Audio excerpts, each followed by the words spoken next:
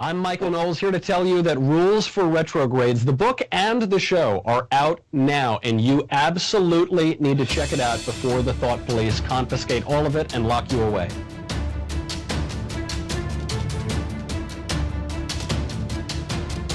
Rules for Retrogrades out today. Counter disruption. We're disrupting the plans of the radicals. Everyone pick up a copy if you don't already have one. And if you do have one, please leave a review in all the relevant places so that we get it into the hands of all the people that need it. Rules for Retrogrades. Rise.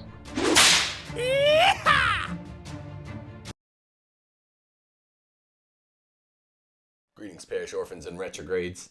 I'm here today with a show which informs a special and friendly rebuttal to Mr. Tim Staples of Catholic Answers, a good man and an overall good outfit, on a bit of Catholic thought news that got buried under the election and which cannot afford to be buried. Francis's statement in Francesco, the documentary, which refers to a very real, inarguable act he took as Archbishop of Buenos Aires, defending the idea of, and the legislative idea of, gay civil unions. Now, Tim Staples, a good man, I'm going to say something about Mr. Staples in a second, defended in a way that is magisterially incorrect Francis's magisterially incorrect statement on gay civil unions.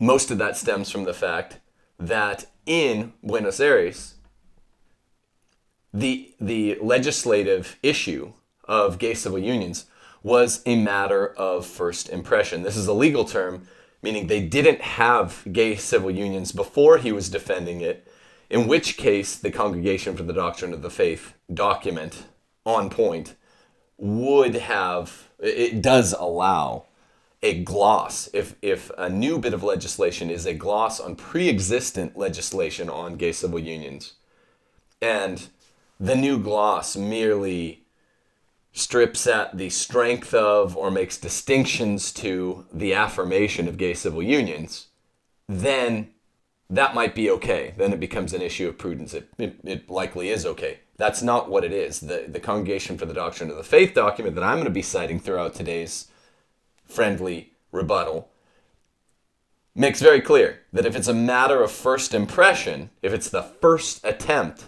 that the Marxist, Jacobinist, homosexualists have used legislatively to instantiate into law an affirmation of gay civil unions, then there is no, nada, bupkis, zilch way that a Catholic in good standing, much less the pontiff, can support that legislation which would reify into civil society the idea of gay civil unions. Okay, but first I want to make a statement about Tim Staples, Catholic Answers. It's a good outfit. They've been trouble since the Francis pontificate, but let me say something that a lot of Catholics need to hear.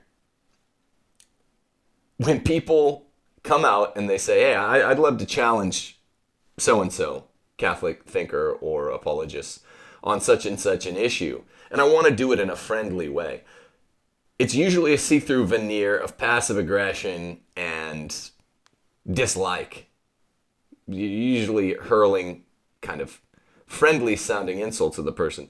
Tim Staples, back when I was in law school in 2011, I think, before a lot of Catholics knew who I was, the only people that had ever read me were conservatives, for secular conservative rags that would publish me. Tim Staples was extremely nice to me. This goes a long way in the world of men. In the world here below, you find out what someone's made of when they're nice to you for no reason. When they're nice, period, for no reason. He was extremely nice to me. Helped me to get kind of set up with the publication, the imprint, Catholic Answers Press, and the magazine. He's a nice man. He's a sincere man. And so I'm not the kind of guy that forgets that. And also, I like Trent Horn, who I think he's a nice man and a good man. and these are men of integrity. What's happened under the Francis pontificate is not their fault. When number 266 is this outrageously radically bad, as he is, Pope Francis, it sows confusion and discord among men. And I mean, by men, I mean the good-willed Catholics who are trying to do their best to reconcile the unchanging part of teaching with the kind of verisimilitudes of having a leader of the church who is not Jesus, who is a Peter at best, and in this case, a very bad Peter, a pope. So we're trying to reconcile those two things, the changing and the unchanging. That's what it's all about. It's all about composition between the changing and the unchanging. The Catholic Church, the one true faith, is the only one that can do that, but we do it imperfectly. Yours truly included. So this is not one of those phony statements, just to get started, about Tim Staples or Trent Horn, who took, I think, a similar enough line of defense to Staples, where I say it and then let me get this out of the way, so I come across as civil, and then I'm just going to obliterate this person. I like these guys. I've liked them, and I listened to them 10 years ago, and I still like them. Now, if people are slowly turning off Catholic Answers, one, under a different pontificate, they might turn them back on. But the credibility has been compromised. That doesn't mean they're not smart guys with good apologias, particularly as against Protestants. They're really effective. Particularly, go buy Trent Horn's book on socialism. Can a Catholic be a socialist? It's outstanding. It's outstanding. Staples' work on Mother Mary is outstanding. Okay, these are not token compliments before I just lay into someone. These are good men. These are good men that on issues aside from Pope Francis are 100% worth listening to. And I mean, I say the same thing to my own detractors when it came to a disagreement with, like, Taylor Marshall. I say, listen to these guys on all issues except, and even then you're taking it from me, so maybe you don't believe me. I'm going to make a reasoned argument for what I'm saying. When it comes to Tim Staples and Trent Horn, I disagree very much about Pope Francis. Now, I do agree with them more than I do with certain fellow trads on my end about ostensible connections between, say, Vatican II and the badness of Pope Francis. I don't think there's much of a connection there. And many, or I'd even say most other trads, want to connect what's bad in Francis to what they see as bad in Vatican II. And yeah, there are definite badnesses, for lack of a better term, huge privations, evil intents, wicked designs, machinations, before, during, and after Vatican II. But I do not agree with, say, my former co-host, we're co-hosts together on TNT, Taylor Marshall, about the strong connections between Vatican II and Francis. That's where we disagree. We disagree on the hermeneutic of continuity. That doesn't mean that I have any personal animus there either. People need to get it straight. I will go drink a beer with any of these guys, especially Tim Staples, who's an ex-Marine, Trent Horn. This is not personal. It's business. And I like these guys. When it comes to the personal, I'm not being neutral. I like Trent Horn and Tim Staples, okay? So let me get that out there. I know I've said it 2 or 3 times, but this is not token civility. When I don't like someone, I make it clear.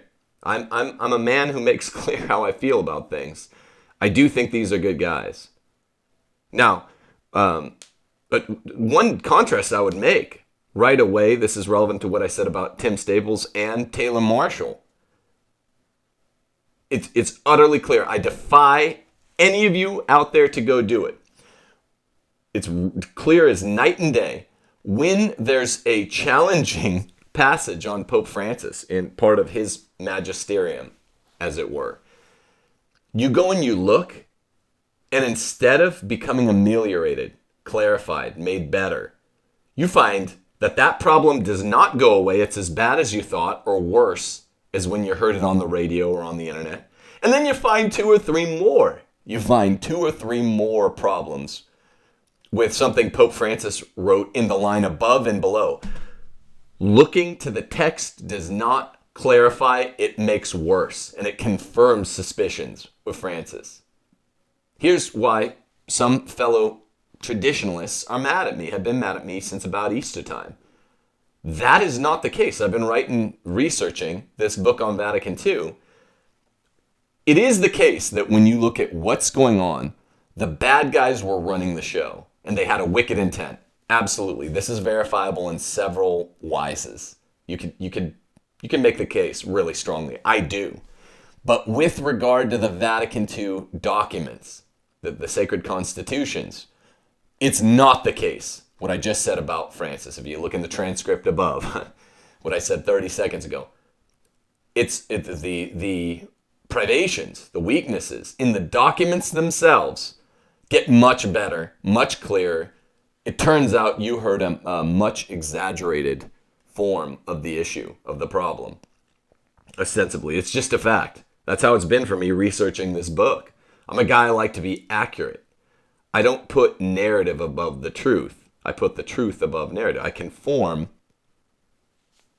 my narrative of my account of things to the truth as I've most accurately ascertained it.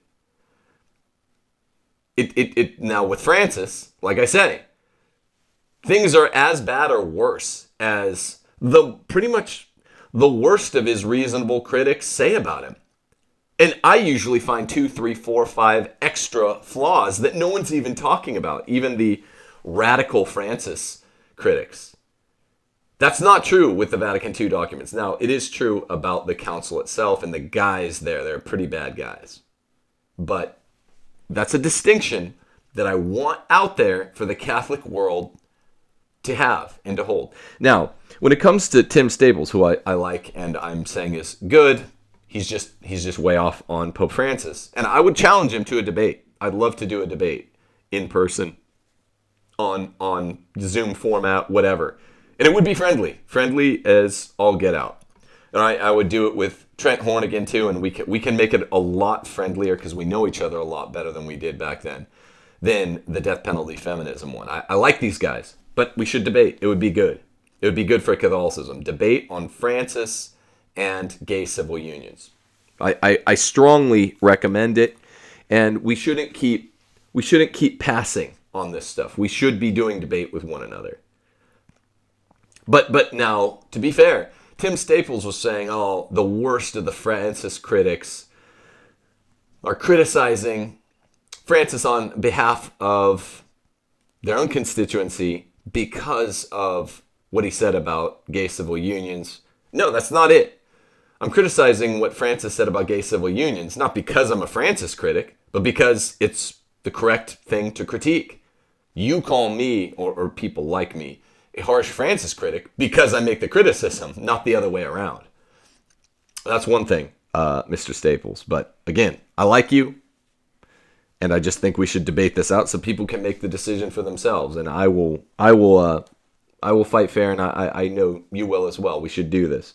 Now, Mr. Staples, you first quote Austin Ivory's tweet to the effect that it's text from a Spanish letter from a Vatican official regarding the Pope's statements on homosexuality and same-sex civil unions in the documentary Francesco, writing, "The attached, in Spanish, was seen October the 30th via a Latin American nuncio at the request of Secretary of State to provide some elements for a proper understanding of certain expressions of the Holy Father in the Francesco documentary.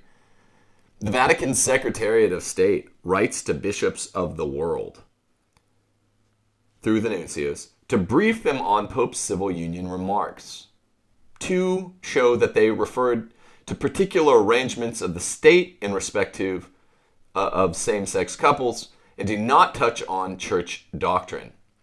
Now, to help understand some of the expressions of the Pope in the documentary Francesco, this was electively done.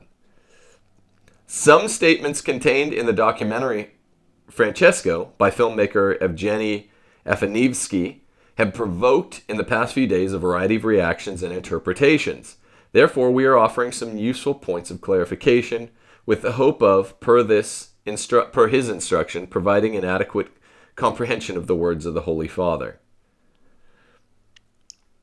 Okay, so this is what Tim Staples said. More than a year ago, during an interview, Pope Francis answered 2 different questions at 2 different times that, in the aforementioned documentary, were edited and published as a single answer without the proper contextualization, which has generated confusion. Right off the bat, there's a kind of obfuscation here, Mr. Staples. And maybe it's unwilling, so maybe it would be considered just misinterpretation. But to say that these 2 statements of Pope Francis are taken out of context, which ameliorates the entire situation, is false. That they are 2 different statements.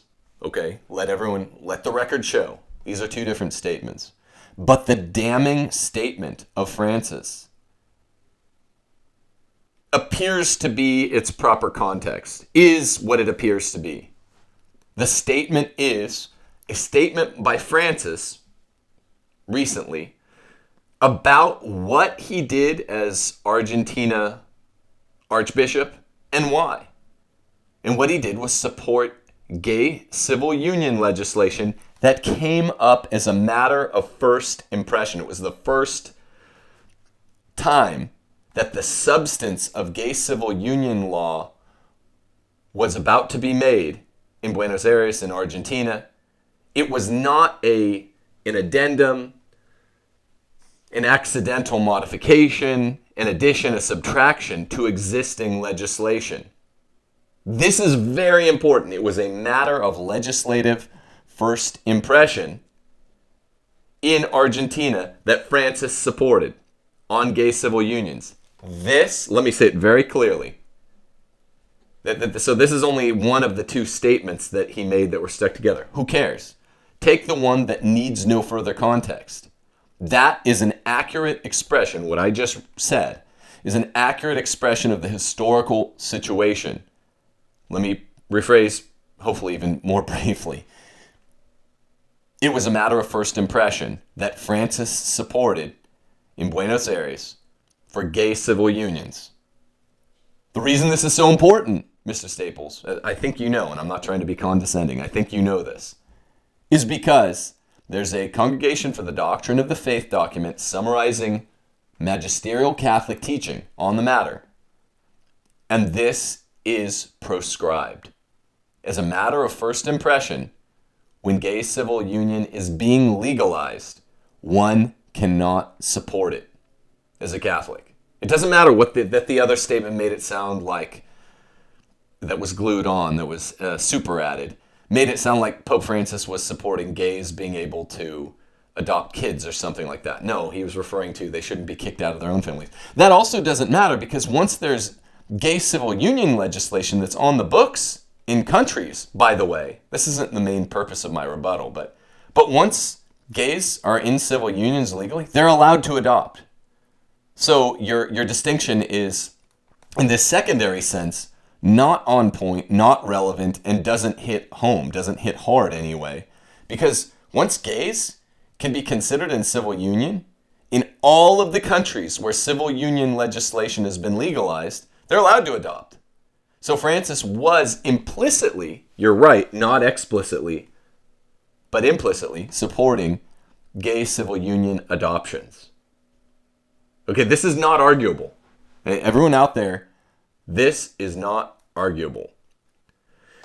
They were edited, published as a single answer without the proper context, Tim Staples says, which has generated confusion a little bit. The lion's share of the confusion it generated was from that first statement, Francis saying why and what he did as Archbishop of Buenos Aires, supporting gay civil union. And this tension, contradiction, confusion is not resolved by simply examining the context. Like I said, the first 5 minutes. Francis' confusion is never resolved. It's only deepened by getting a better handle on the facts.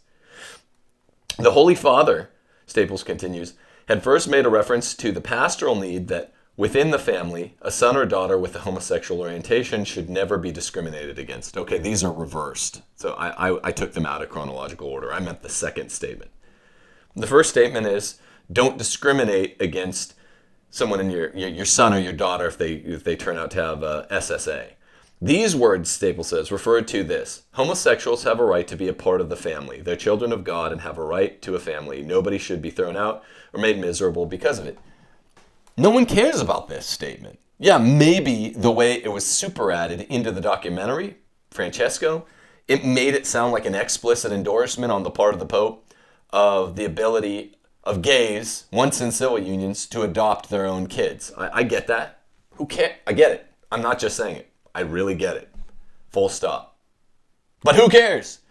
Once you're in a gay civil union in all the countries where it's legal, you get to adopt kids anyway. And therefore, implicitly, by the Pope, not only here reminding us of his support for gay civil union legislation, but the fact that he did support it before he was even Pope, and now as Pope he's reaffirming it, he already implicitly supported the ability of gays to adopt kids once they're in civil unions. So this is either a misunderstanding on Tim Staples' part, which I believe it has to be. So I do think he knows what he's talking about generally, which is why he has that job. Or it does seem to be some verbal trickery, which I don't think it is, because of all the nice things I said about Tim Staples. Okay, and same thing with Trent Horn was making comparisons to this, between this and Aquinas saying prostitution need not be illegal. So the following paragraph of the post-synodal apostolic exhortation of Amoris Laetitia on love in the family can shed greater light on this statement, Staples says. And this is another area where just as much as we agree on, as two Roman Catholic brothers in Christ, Tim Staples calls Amoris Laetitia a good document. It's got like 10 issues, 10 to 14 areas of actual heterodoxy. Close to another HE word, but that requires all these subjective considerations. I'm just saying 10 to 14 instances of genuine heterodoxy, some of which we barely even talk about. Saying hell can't punish forever, things like that. We barely even talk about that, let alone the main issue, communion for the civilly divorced and remarried. He says this statement helps. The church makes her own the attitude of the Lord Jesus, who offers his boundless love to each person without exception. During the synod, we discussed the situation of families whose members include persons who experience same-sex attraction, a situation not easy either for parents or for children.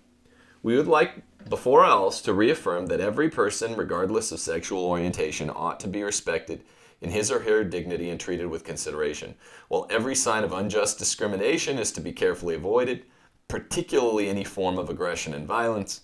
Such families should be given pastoral guidance respectfully so that those who manifest a homosexual orientation can receive the assistance they need to understand and fully carry out God's will in their lives.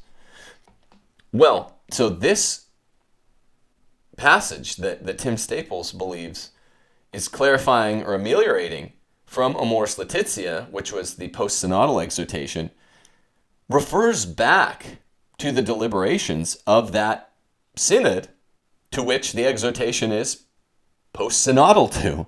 And remember, in 2014, the completely damning relatio, the midterm report, what the Synod Fathers were trying to do, really with Francis's imprimatur, tacit imprimatur, it was horrifying. They were saying that the church should acknowledge and affirm the positive aspects of gay relationships, which are nothing, they're pure privation.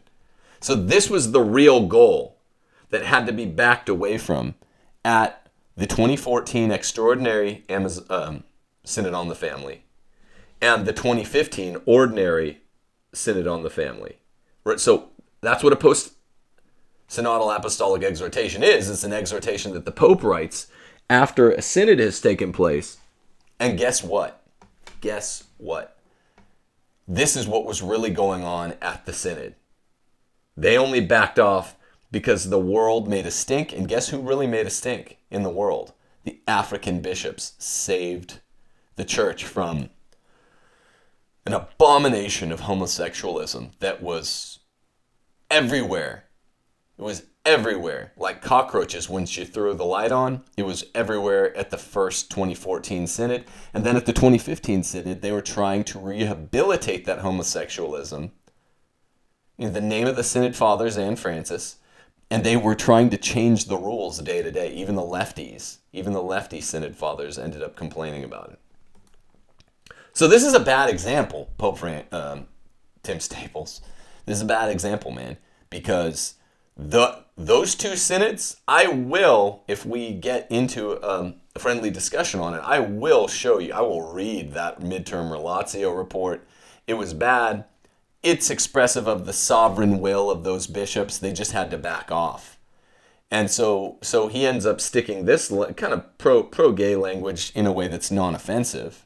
People who are SSA still deserve to be loved.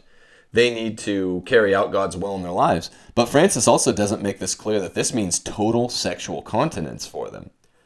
If they're the type of SSA people that don't, if we're talking about men, that don't like girls even a little bit, have no interest in marrying, well, then they are lifetime celibates, baby. That's the only way they can carry out God's will in their lives. And Francis refrained from saying that. But yeah, no violence should be done to them. They shouldn't be discriminated against unjustly. Now, it depends what you mean by discrimination. If they are SSA people who are active, which is the majority of people who are attracted to the same sex, most of them are sexually active. And this is one of the 6 or 7 sins that cries out for retribution from heaven. So if the father or mother are faithful Catholics, they will tell them how odious the sin is, how deathly the sin of homosexuality is when acted upon. So Francis is using weaponized ambiguity, blah, blah, blah. When does he not? And this is no great savor, no great salvific force is worked upon the conversation here, Mr. Staples, by pointing out anything that happened before, during, or after the Synod on the Family, where they tried to sneak in this homosexualist stuff. Francis ended up in Amoris Laetitia, paragraph 250, sticking in this throwaway language that says stuff so banal, so meaningless, that no one would ever quibble with it anyway. A subsequent question from the interview, says Staples, was in reference to a 10-year-old local law in Argentina on marriage equality of same-sex couples. This is where we get to the real meat of the issue. All that other stuff's boring. No one wants to see anything bad happen to same-sex attracted people. It's also on his opposition to them as the then Archbishop of Buenos Aires in this regard. To this end, I don't know what he means by that. To this end, Pope Francis has affirmed that, quote, it is an incongruity to speak of homosexual marriage. That's not what it's at issue here. We're not worrying about the nomos, the title, the names, the nomenclature. Who cares? That's not it.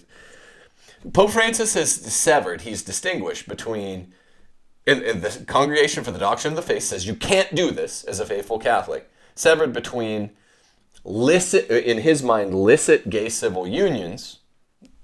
It's just a secular person's name for gay marriage, and gay marriage, which is illicit. Francis says all of the load-bearing distinction is carried by the name. As long as we say, no, it's got to be gay civil union, but it's not a real marriage, it's not Christian marriage, but they should be getting civil niceties of married people.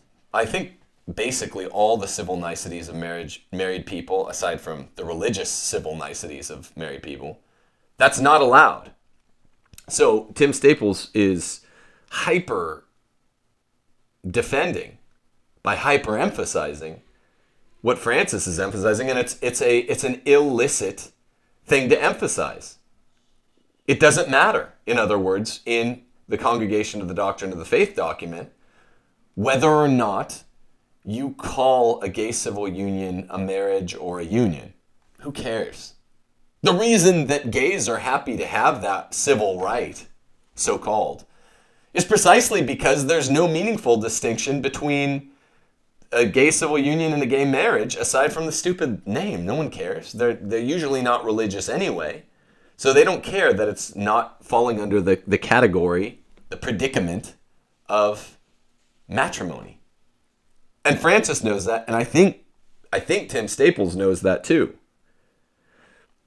So let me back up a second. When Tim Staples says his opposition to them being the marriage equality laws in Buenos Aires, this is very misleading. He did not oppose what was happening in Buenos Aires from the perspective of gay civil unions. He affirmed it. And this is not allowed. It's this simple. That's not allowed. It's an incongruity to speak of homosexual marriage, Francis says, adding that in that same context, he had spoken about the rights of these people to have certain legal protection, and calling it certain legal protection does nothing to mitigate the fact that we're talking about gay civil union, just gay marriage in the mind of a secular person. Quote, what we have to have is a civil union law. That way they are legally covered. I stood up for that. Okay, so this, full stop. That's Tim Staples covering what he said, Francis, and what he said is completely illicit. It's completely heterodox. It's completely out of bounds. Not allowed.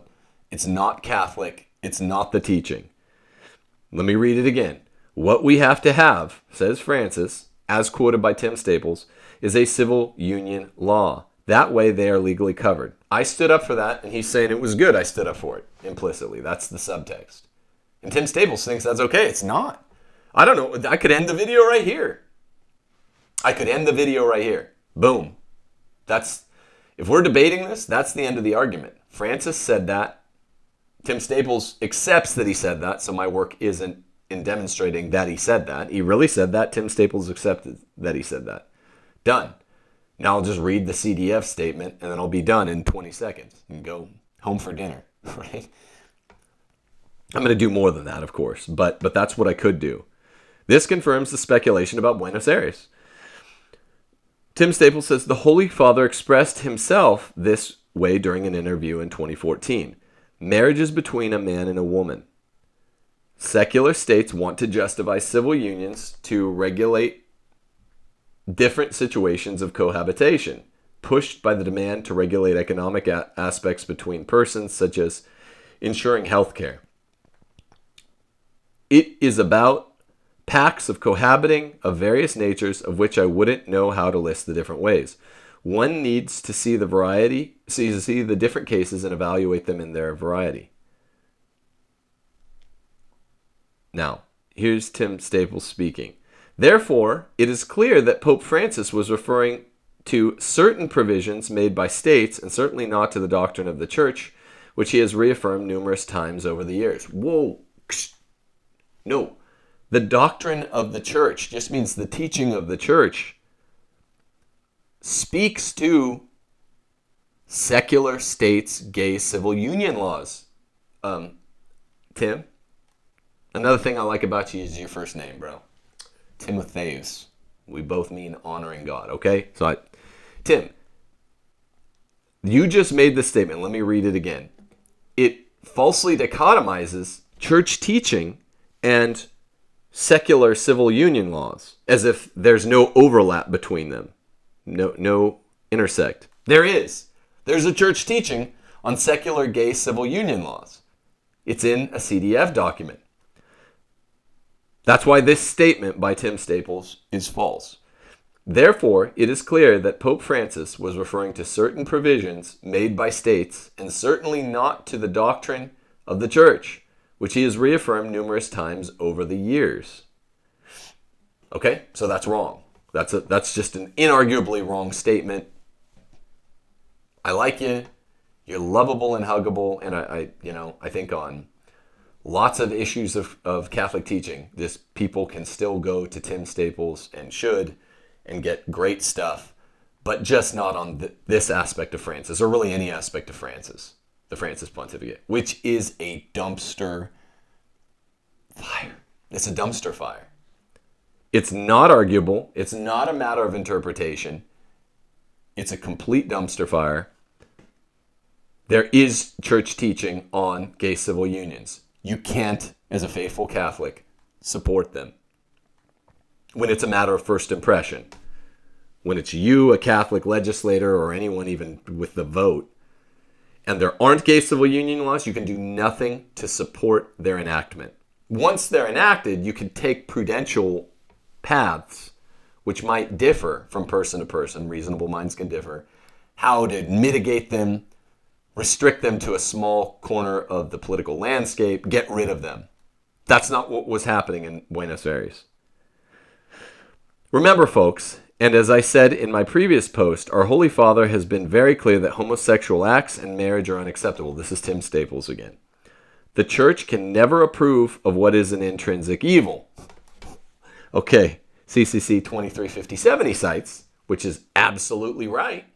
But the church, therefore, through its Pope, Francis, back when he was a archbishop in Buenos Aires, and then later referred to when he's Pope, is violating 2357. This is so odd. This is such a strange point for Tim to make. Because the church can never approve of what is an intrinsic evil, which is a gay civil union. Full stop. I'm doing a lot of full stops this time. The church can never approve of what is an intrinsic evil. A gay civil union is an intrinsic evil. So the church can never approve of it. Francis did approve of it as Bergoglio. People pronounce that second G, Bergoglio. That's wrong. It's Bergoglio. You don't say Lasagna unless you're joking. It's Lasagna, right? Bergoglio. It's an Italian name. He's an Italian man. He was raised in South America, but he was a fully Italian mother and father. He's Bergoglio. As Pope Francis points out by citing Amoris Laetitia 250, he was speaking of something that had nothing to do with changing or contradicting doctrine. Wrong. Nope. Totally wrong. Not even arguable, just wrong. Amoris Laetitia 250 is the passage where people just, if you have a gay kid or a same-sex attracted grown-up kid, always love them, always pray for them, always tell them, okay, if you have no interest in the ladies, son, then you have a life of continence. That's all that's saying. And you keep loving with them, you keep working with them. Don't be violent or rude to them. Now, rude doesn't mean that you don't tell them that you hate their sin, their grave mortal sin. And the sin is not the attraction, it's the acts. Duh. This is so dumb. So Staples is coming back to the intrinsic evil. We're talking about gay marriage, intrinsic evil. Gay civil union, intrinsic evil. They're both intrinsic evils. The church can never endorse it. But now Tim is back to talking about Amoris Laetitia 250, which I don't know what to make of that. He's speaking of something that had nothing to do with changing or contradicting doctrine. This is 100.0% just inaccurate, which is fine. No hate. All love. Just that's all wrong. I will leave you with the Pope's excellent apostolic exhortation, Amoris Laetitia 250 to 251. Quote, the church makes her own the attitude of the Lord Jesus, who offers his boundless love to each person without exception. During the synod, we discussed the situation of families whose members include persons who experience same-sex attraction. Situation not easy either for parents or children. I already read this. We would like, before all else, to reaffirm that every person, regardless of sexual orientation, ought to be respected in his or her dignity and treated with consideration, while every sign of unjust discrimination is to be carefully avoided, particularly any form of aggression and violence. Still read this. Such families should be given respectful pastoral guidance so those who manifest a homosexual orientation can receive the assistance they need to understand and fully carry out God's will in their lives. In discussing the dignity and mission of the family, the Synod Fathers observe that, quote, "As for proposals to place unions between homosexual persons on the same level as marriage, there are absolutely no grounds for considering homosexual unions to be in any way similar or even remotely analogous to God's plan for marriage and family." Well, this is just wrong. I mean, from a Thomistic perspective, to say there are absolutely no grounds for considering homosexual unions to be in any way similar or even remotely analogous to marriage and family. Well, that's just outright wrong. In almost every appreciable way, gay civil union mimics the contradiction in terms of gay marriage. Gay civil union, when we're talking about a heterosexual union, we're not talking about living with a roommate in college, which I did as well, folks. I lived with a male roommate in college. That's not called a union. The gay civil union is a gay civil marital aping union. So it's as wrong as marriage. So we're talking about sacramental theology and moral theology. We have to parse. This is what's making Tim Staples so confused. And I guess the Synod Fathers, but I think they really know. The church can never affirm intrinsic evil. Gay marriage is logically impossible and an intrinsic evil. A gay civil union is logically impossible, if we're not talking about heterosexual college roommates, and an intrinsic evil. That's the moral theology of it. Full stop.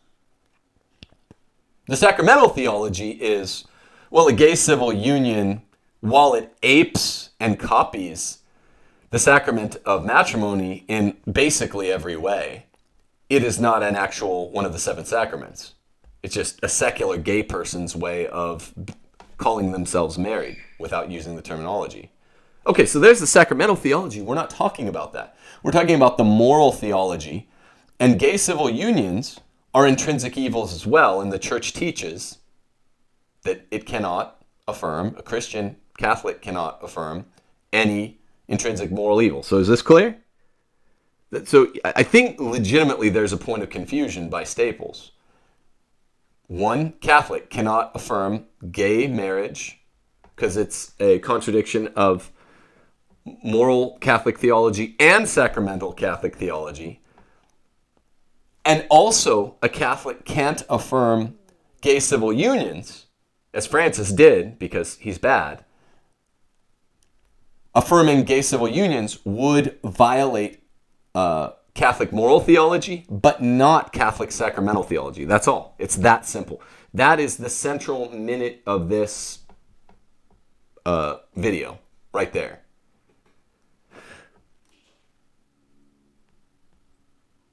So there are absolutely no grounds for considering homosexual unions to be any way similar or even remotely analogous to God's plan for marriage and family. That's just idiotic.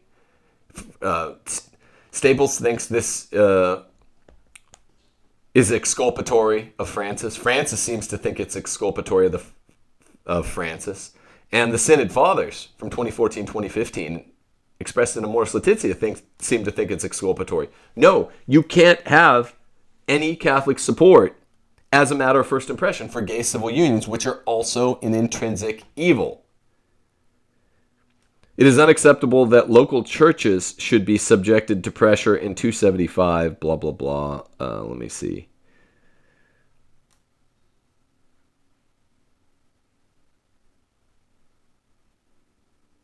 This matter and that international bodies should make financial aid to poor countries dependent on the introduction of laws to establish marriage between persons of the same sex. Now, Staples also says, for the anti-Francis mob who consistently misrepresent our Holy Father, this is hardcore, I would note that footnote 278 cites as an authority the very document they alleged our Holy Father contradicted. He did. Congregation for the Doctrine of the Faith considerations regarding proposals to give legal recognition to unions between homosexual persons. This is the big document on point. I will say it again. Pope Francis is Catholic, he means in his teaching. So that CDF document points out that there are absolutely no grounds for considering homosexual unions to be in any way similar or even remotely analogous to God's plan for marriage and family. One quick point, though. That doesn't mean that because of the dissimilitude of Christian marriage and gay civil unions, which are legal in many of the Western countries in the world right now, that the latter are okay according to Christian teaching. Remember the distinction I just made shortly ago. Christian, Catholic, moral theology proscribes gay marriage and gay civil union. Catholic sacramental theology speaks to gay marriage. There's no such thing. It doesn't really have anything to say to gay civil unions. But the point that's confusing Mr. Staples is that what's relevant here is moral theology. What Francis is running afoul of is moral theology. Sacramental theology, yes, a gay civil union is not a sacrament. It does, however, violate Catholic moral theology to defend, to make an argument for, to uphold, to maintain a meaningful distinction between marriage and it in a way which would validate the existence of gay civil unions. So he's taken the exact opposite point away from the CDF document. Marriage is holy, homosexual acts go against the natural moral law. The homosexual acts, which are the central act or the essential act or the defining act of a gay civil union, violate the natural moral law in the exact same sense that they do in so-called gay marriage, in countries that have gay marriage. The nominalistic distinction between gay marriage and gay civil union does not alleviate the horrendously evil, moral evil at work in a gay carnal relation in a gay civil union as distinguished from a gay marriage. This is nuts. This is crazy. I should watch my language. This is crazy. Okay? Homosexual acts close the act to the gift of life. They do not proceed from the genuine affective and sexual complementarity, which is only between men and women. Under no circumstances can they be approved. I guess the other way to defend the CDF document that Tim Staples thinks Francis is arguing on the behalf of is to ask, what is the essential act? The actus essendi, to use the Thomistic language, of gay civil unions. It's still gay carnal relation, just as gay carnal relations would be the actus essendi of gay marriage. Now we're doing moral philosophy. So they share, in essence, really gay civil unions, since they don't distinguish or designate what I had as undergrad in college, and most of you had as an undergrad in college, cohabitating with someone of the same sex in an apartment or dorm. That's not a gay civil union. A gay civil union is just the secular equivalent of gay marriage, and neither is really possible because of the state of phusis, nature. There's no such thing as gay marriage, just as from an ontological point of view, there's no such thing as a gay civil union in nature. So to distinguish in sacramental theology is one thing. Well, there is no gay matrimony. I guess we allow that in these synthetically derived political communities, the liberal ones in the first world, they've made up something called gay civil union, but they've kind of done that with marriage anyway. That sacramental theological distinction does no work to showing what Tim Staples and I guess Pope Francis want it to show. That it's okay to argue for gay civil unions but not gay marriage. No, wrong. It means the exact opposite of what they think it means. And Tim Staples, let's take a step back here. What about all of the faithful, good Catholic prelates like Cardinal Mueller, the former CDF, who've called out Francis on this. Are all of the this is not a rhetorical question, and again, I'm not being snotty. I'm trying to foster a new dialogue and encounter in the Catholic world where I do a video like this and then we actually get together and have a friendly, spirited debate and then go drink a beer. But I'm asking you non-rhetorically, are all the Catholics that are concerned the anti-Francis mob, according to you? I mean, I'm against most of his teachings that ever make the news. And I look into them too, and they all end up being as bad as anyone thinks. So I'm against them. That doesn't mean I'm against the chair of Peter or the see or the office or the man. I'm just against pretty much all of his teachings, and I do suspect the man. So are you dismissing anybody like Cardinal Mueller or any of the good few American bishops or Archbishop Vigano or Bishop Schneider, the real leaders defending the true gospel in the church? Are you dismissing them as anti-Francis mob, or are you only referring to members of the laity who have an issue, even though Canon 212 calls us to make similar fraternal corrections of our prelates? Not only fellow bishops do this. Cardinal Mueller made it clear that one can and must criticize many ideas and actions of individual popes without questioning the mission and mandate of the pope as the successor of Peter. Now, the whole is the sum of the parts in this case, and I would say, well, when you get 45, 50, 55 of these serious errors by the pope, one begins to question the motivations or inspirations, or at the very least the Christian understanding of the man Francis. But at the very least, Cardinal Mueller, former CDF, is saying that one can and must criticize many ideas of actions of individual popes. Good. He also stated the present statement of Pope Francis on the wrong statement of Pope Francis on gay civil unions is a purely private expression of opinion, which every Catholic can and should freely contradict. Not only can, but should freely contradict it. Tim, you seem to be defending it out of a sense of ostensible necessity.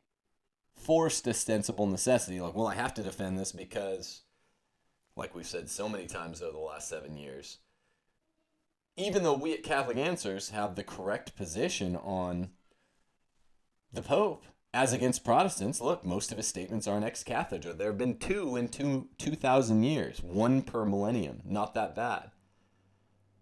But you seem to be receiving this clearly wrong teaching with the sense of religious submission of will, and you can't, because your will can't be opposed to what you know in a meaningful way in your intellect. If we believe in the concept of recto ratio, right reason. Sacred Scripture condemns homosexual acts as a serious depravity in Romans chapter 1, 20 to 24, 24 to 27 verse. 1 Corinthians chapter 6, 1 Timothy chapter 1. This judgment of Scripture does not, of course, permit us to conclude that all those who suffer from this anomaly are personally responsible for it, but it does attest to the fact that homosexual acts are intrinsically disordered, which I don't think Tim Staples, you disagree with. The same moral judgment is found in many Christian writers of the first centuries and is unanimously accepted by Christian Catholic tradition. Nonetheless, according to the teaching of the Church, men and women with homosexual tendencies must be accepted with respect, compassion, and sensitivity. Every sign of unjust discrimination in their regard should be avoided. They are called, like other Christians, to live the virtue of chastity, just like everyone else. The homosexual inclination, we call it SSA, same-sex attraction, is however objectively disordered. It remains that way even if it's not sinful, because not perfected through act. And homosexual practices are sins gravely contrary to chastity, more so than heterosexual fornication. There's no parity or forced false equality there.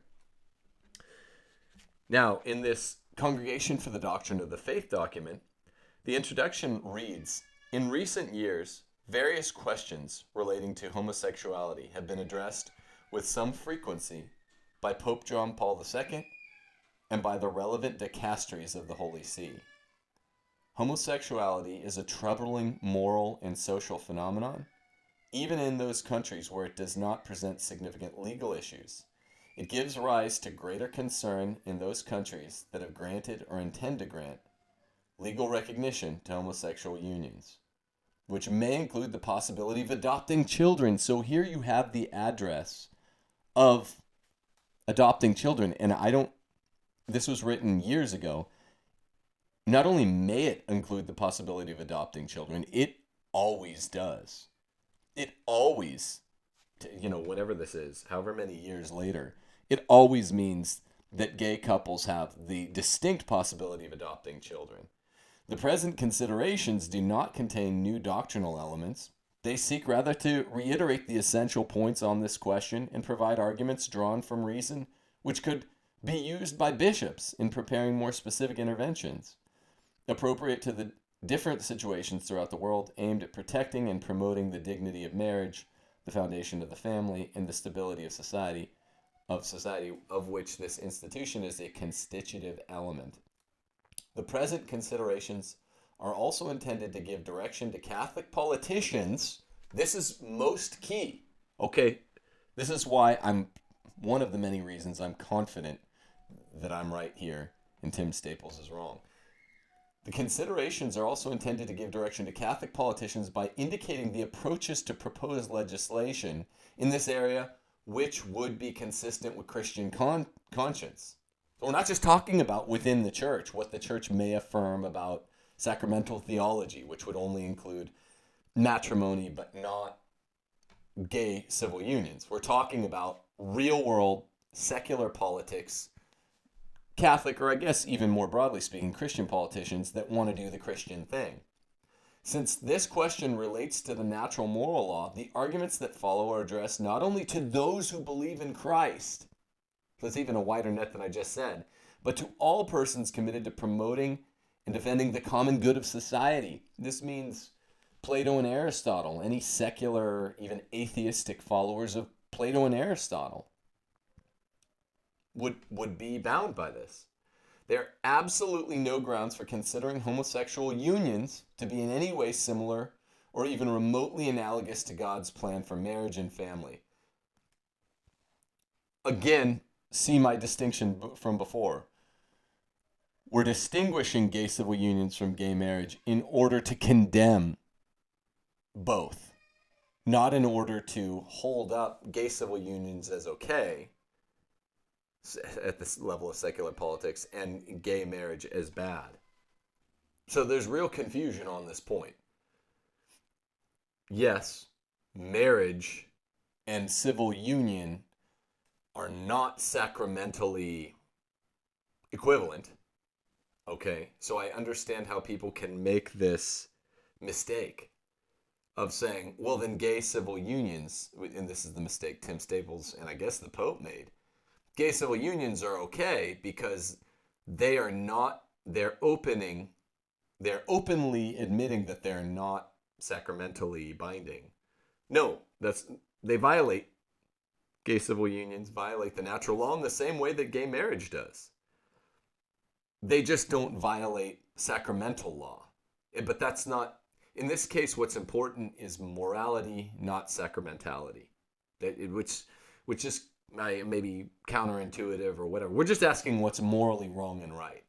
Gay civil unions must be denounced as morally innately wicked, with all the vigor from a moral perspective that gay marriage would be. Gay marriage is just the extra offense of, it's kind of a blasphemy, right? Putting gay in front of one of the sacraments. That's all. That's the only distinction, though.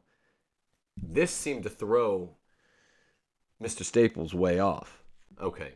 Marriage is holy while homosexual acts go against the natural moral law. Homosexual acts close the sexual act to the gift of life. Already read this. They do not proceed from a genuine, effective, and sexual complementarity. Means it has to be a man and a woman. Under no circumstances can they be approved. If this, in the context of Catholic political directive, then homosexual unions cannot be approved under any circumstances, including the state. This needs to be really clear, and it's not. And Catholic Answers as good of a work as they do when it's dialogue with a Protestant or with someone from another world faith. This is a source of confusion that's plaguing your entire apostolate, because anytime Francis speaks incorrectly, which is frequent, anytime he teaches incorrectly, as he is here, and you guys defend the indefensible, then you're leading people to believe wrong notions. In this case, it's the notion that because gay civil unions are not sacramental, they're morally acceptable or morally licit. No, not correct. Faced with the fact of homosexual unions, civil authorities adopt different positions. This is the CDF. At times, they simply tolerate the phenomenon. At other times, they advocate legal recognition of such unions under the pretext of avoiding, with regard to certain rights, discrimination against persons who live with someone of the same sex. In other cases, they favor giving homosexual unions legal equivalence to marriage, properly so-called, along with the legal possibility of adopting children. That's the closest equivalency that we just named. That's what we're talking about in Europe or America when we talk about gay civil unions. It's just marriage under a different name. That's the worst form, where the government's policy is de facto tolerance and there's no explicit legal recognition of homosexual unions. It is necessary to distinguish carefully the various aspects of the problem. Moral conscience requires that in every occasion, Christians give witness to the whole moral truth, which is contradicted both by approval of homosexual acts, the actus essendi of a gay union or a gay marriage, and unjust discrimination against homosexual persons, which is, again, that's like saying we all agree, no one should flog their mailman. We don't have to talk about it because no one out there that's reasonable or that's a party to this conversation disagrees. No one wants to see homosexual people discriminated against unjustly. Depends what you mean by discrimination. If you say it's discriminatory it technically is, to say they can't get married or they can't have a civil union, that's not an unjust, that would be a just discrimination. Therefore, the document goes on, discreet and prudent actions can be effective. These might involve unmasking the way in which such tolerance might be exploited or used in the service of ideology, homosexualism they mean, stating clearly the immoral nature of these unions, reminding the government of the need to contain the phenomenon within certain limits so as to safeguard public morality, and above all, to avoid exposing young people to erroneous ideas about sexuality, particularly homosexuality, and marriage that would deprive them of all their necessary defenses and contribute to the spread of the phenomenon, which is a contagion in the world, homosexualism. Those who would move from tolerance to the legitimization of specific rights for cohabiting homosexual persons need to be reminded that the approval or legalization of evil is something far different from the toleration of evil. Okay, so this is why the distinction that Thomas Aquinas makes about prostitution, the legal toleration, is different. It's a negative aspect. If you don't have laws that are specifically against prostitution, this just means that your polity, your political community, has not made a proscription of this, has not made it outlawed. That's not what's happening with positive affirmative legislation, which moves from the state of nature, the state of neutrality that a government has with its people, toward giving affirmative, contracted social rights, specifically the rights of married persons, even though they don't use the M word, to gay people. And that includes, in almost all cases or all cases, the right to adopt. Very different from Thomas Aquinas on the legalization of prostitution. One argues from the state of neutrality, social neutrality, on whether or not prostitution ought to be legal or ought to be enjoined, or on the other hand, ought to be encouraged.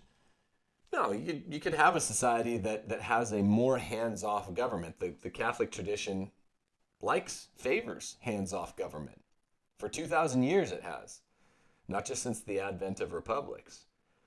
But when we're talking about giving positive rights through gay civil unions, forget gay marriage, let's not talk about it anymore in this video, just gay civil unions, this is a moral evil because you are encouraging through the rights given to gay couples that in every meaningful way, without a distinction, ape marriage in the secular realm. This is the outright encouragement of it. Listen to what it says now. In those situations where homosexual unions have been legally recognized or have been given the legal status and rights belonging to marriage, clear and emphatic opposition is a duty. One must refrain from any kind of formal cooperation in the enactment or application of such gravely unjust laws, and, as far as possible, from material cooperation on the level of their application. This is a way higher bar than I think even Tim Staples thinks he's arguing against. Not just avoidance of formal cooperation with this, but Pope Francis advocated for it. Avoid even material cooperation where possible. In this area, everyone can exercise the right to conscientious objection. This is strong. This is strong. I mean, this is CDF saying Francis is way wrong. Anyone who would defend him, in this case, Catholic Answers, is way, way, way wrong. Just clearly wrong. No prudence involved, no gray. It's black and white. The scope of the civil law is certainly more limited than that of the moral law. Sure. But the civil law cannot contradict recto ratio, right reason, without losing its binding force on conscience. Every humanly created law is legitimate insofar as it is consistent with the natural moral law, recognized by right reason, and insofar as it respects the inalienable rights of every person. Laws in favor of homosexual unions are contrary to right reason because they confer legal guarantees analogous to those granted to marriage. I would say identical in our society to those granted to marriage, to unions between persons of the same sex. Given the values at stake in this question, the state could not grant legal standing to such unions without failing in its duty to promote and defend marriage as an institution essential to the common good. This is an absolutely natural moral law question. It doesn't really, in an interesting or necessary way, involve sacramental theology at all, and that's the only way you would balk at this. It might be asked how a law can be contrary to the common good if it does not impose any particular kind of behavior, but simply gives legal recognition to a de facto reality which does not seem to cause injustice to anyone. Listen to this. In this area, one needs first to reflect on the difference between homosexual behavior as a private phenomenon and the same behavior as a relationship in society, foreseen and approved by the law to the point where it becomes one of the institutions of the legal structure.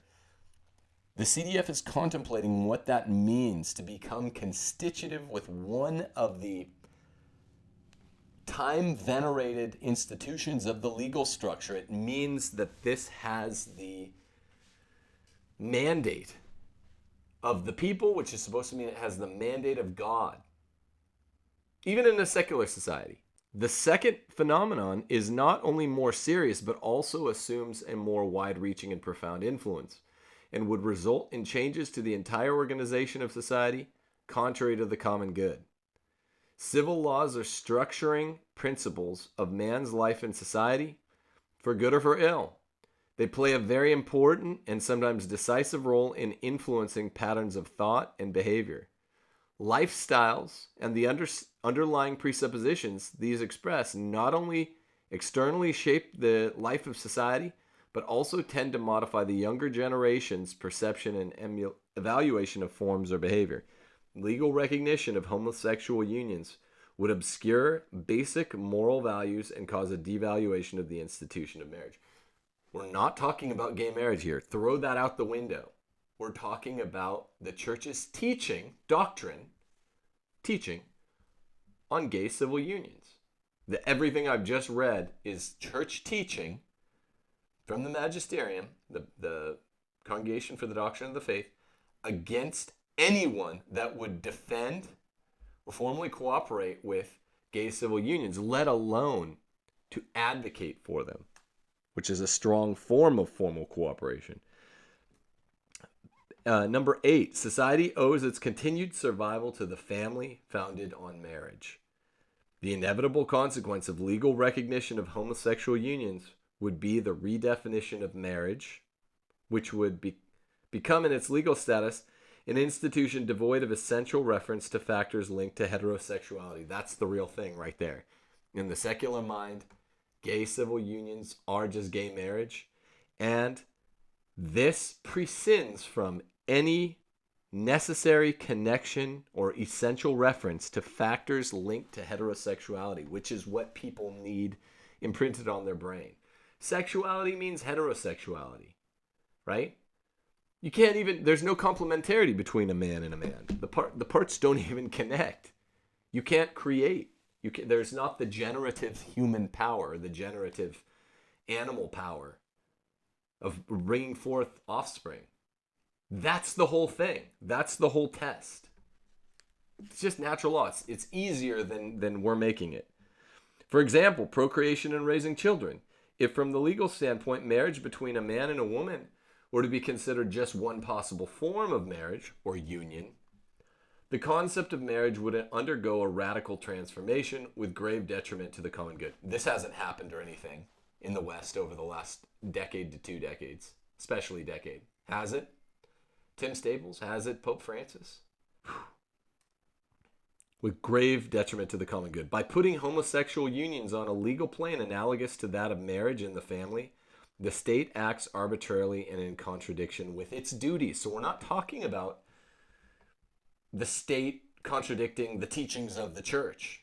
We're talking about the state contradicting the teachings of the church as they apply to the common good, meaning secular society, secular culture, and state at large.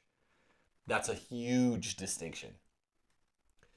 The principles of respect and non-discrimination cannot be invoked, Pope Francis, to support legal recognition of homosexual unions. Wow. It's like they wrote this after Pope Francis invoked the principles of respect and non-discrimination in order to support legal recognition of homosexual unions, because it's so narrowly tailored to the language that Pope Francis used. The crafty, sophistic, Jesuitical casuistry language to make this connection between these two things. Differentiating between persons or refusing social recognition or benefits is unacceptable only when it is contrary to justice. The denial of the social and legal status of marriage to forms of cohabitation that are not and cannot be marital is not opposed to justice. On the contrary, justice requires it. So this is a strong way of putting it. When you say justice requires something, this is a strong expression of the natural law. Nor can the principle of the proper autonomy of the individual be reasonably invoked. It is one thing to maintain that individual citizens may freely engage in those activities that interest them, and that this falls within the same common civil right to freedom. It is something quite different to hold that activities which do not represent a significant or positive contribution to the development of the human person in society can receive specific and categorical legal recognition by the state. Not even in a remote analogous sense to homosexual unions fulfill the purpose for which marriage and family deserve specific categorical recognition. Again, this is a few years down the road that we are now here in late 2020, almost December of 2020. This is to distinguish as to unite. This is not to distinguish as to distinguish. gay unions and gay marriage are being distinguished here to unite them both as put them in the junk can. You're not allowed to do either of them. And I think this is, I sincerely and with goodwill believe this is what confused Tim Staples. Now, I don't think it confused Pope Francis. I think he knows what he's doing. But I think this, anytime the CDF distinguishes gay marriage and gay union, it's in order to unite them and throw them both in the same garbage pile. A Catholic can't support either. On the contrary, there are good reasons for holding that such unions are harmful to the proper development of human society, especially if their impact on society were to increase, which it has, since these words were inked. Number 10, if it is true that all Catholics are obliged to oppose the legal recognition of homosexual unions, Catholic politicians are obliged to do so in a particular way, in keeping with their responsibility as politicians. Faced with legislative proposals in favor of homosexual unions, Catholic politicians are to take account of the following ethical indications. And the document doesn't even mention the Pope, because we're just assuming a Pope is a good and faithful Catholic. Well, here we are.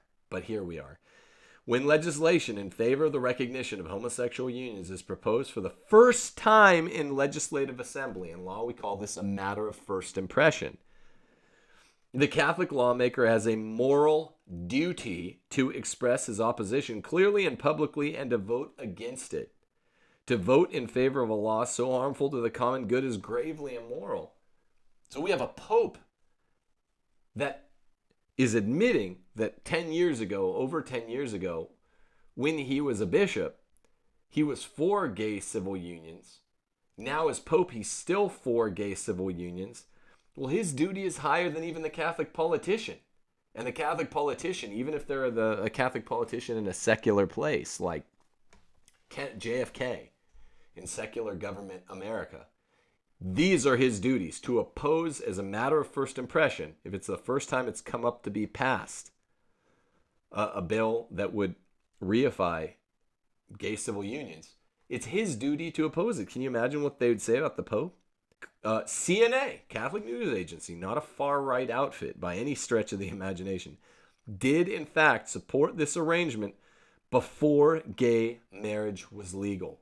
So CNA affirms that in 2010, 10 years ago, when he was Archbishop of Buenos Aires, Pope Francis opposed efforts to legalize same-sex marriage, while Sergio Rubin, the future Pope's biographer, suggested that Pope Francis supported the idea of civil unions as a way to prevent the wholesale adoption of same-sex marriage in Argentina. Miguel Woitiz, director of the Argentinian Catholic news outlet AICA, dismissed in 2013 that claim as false. When legislation in favor of the recognition of homosexual unions is already in force, when it's already in force, the Catholic politician must oppose it in the ways that are possible for him and make his opposition known. But if it's already in force, there's way less you can do. It is his duty to witness to the truth. That becomes a prudential issue when there are already pro-gay civil union laws on the books. There's already pro-abortion laws on the books here in America, have been for 50 years. Okay, so now it's a matter of prudence, how best to counter those laws. That's the kind of distinctions of degree that are susceptible of being a second or a third matter of impression.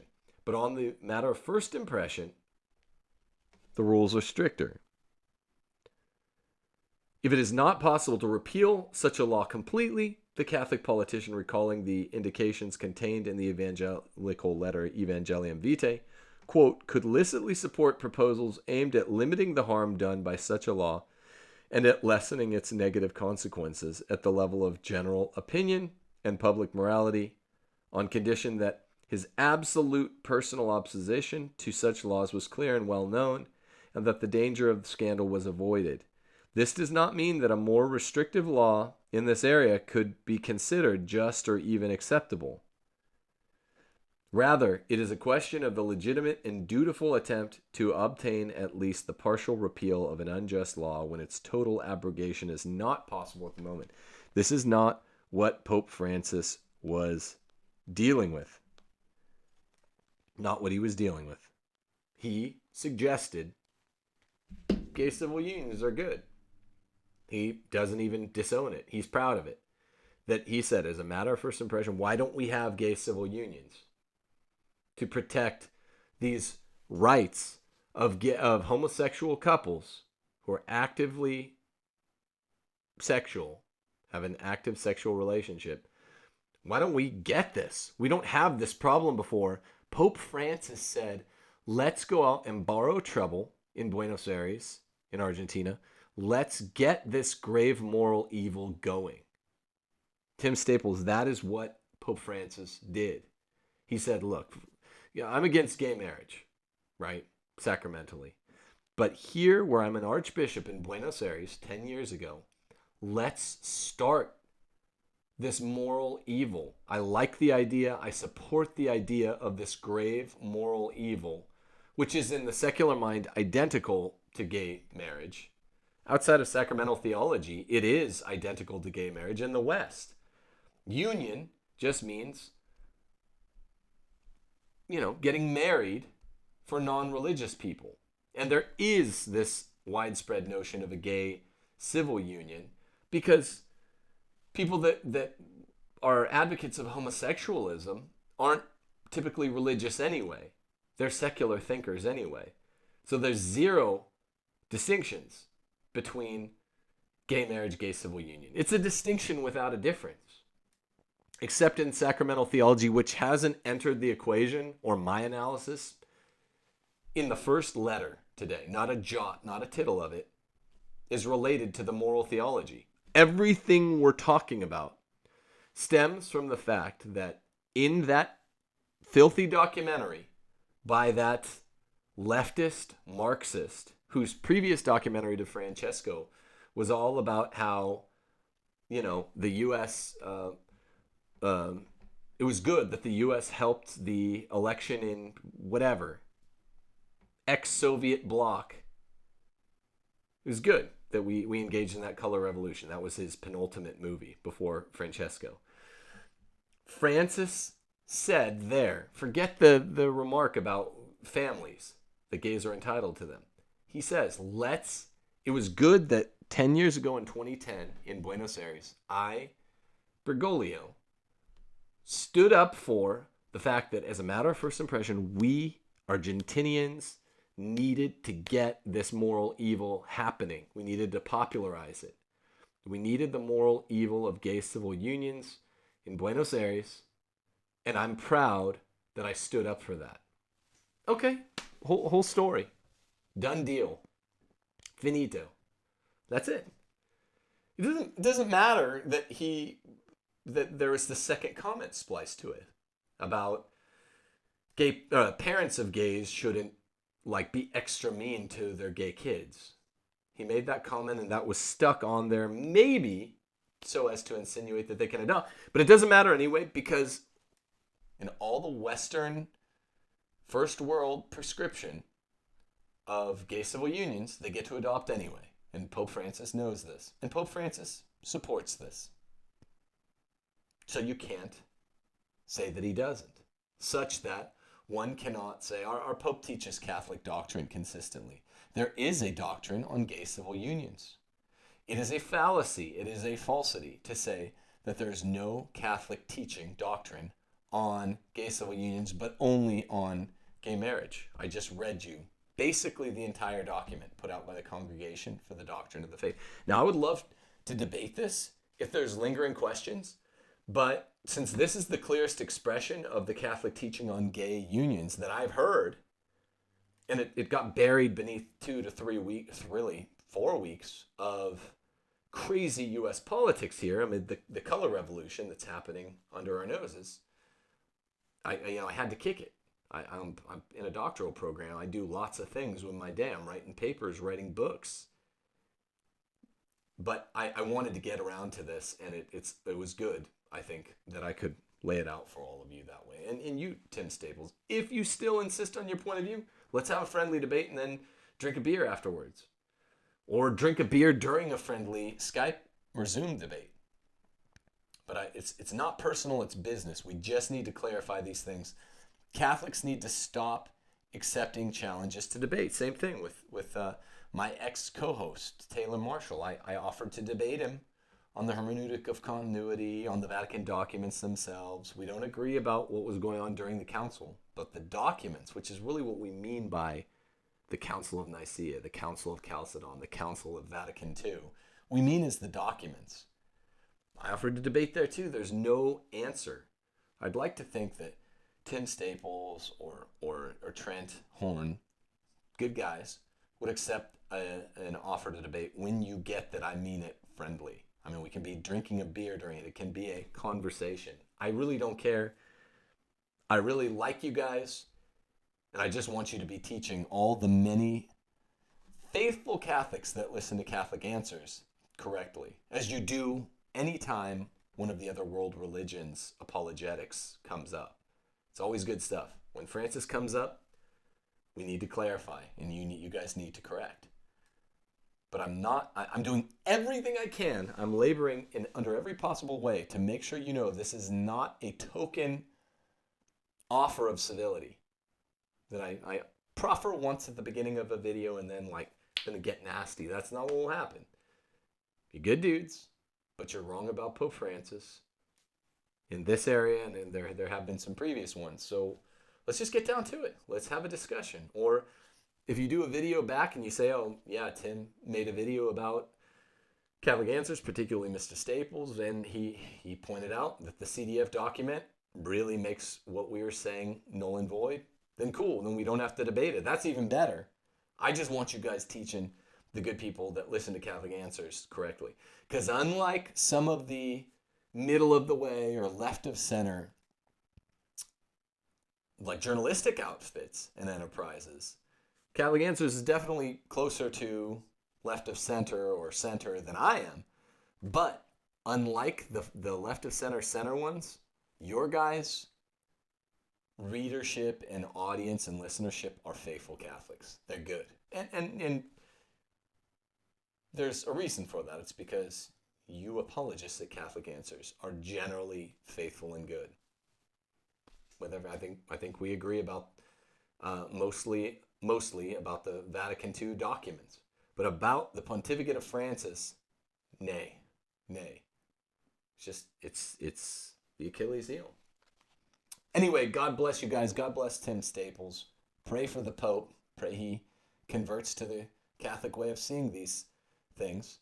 And again, people, please hit the bell and like this video. It does no good to subscribe without hitting the bell and liking. Please do it right now. Thank you. Also, see to my Patreon account if you like the work that I'm doing here. It makes it much easier to be able to drive home from work or listen to this podcast as you lift weights. I often listen to Michael Knowles' cast when I'm lifting weights at the gym. I'm reading you documents some of the time. Other time it's pure analysis. You don't have to go read it for yourself. And I'm also drudging back up issues like the gay civil union remark at the end of October that got buried prematurely. I drudge them back up. I'm doing all this for you, my listeners.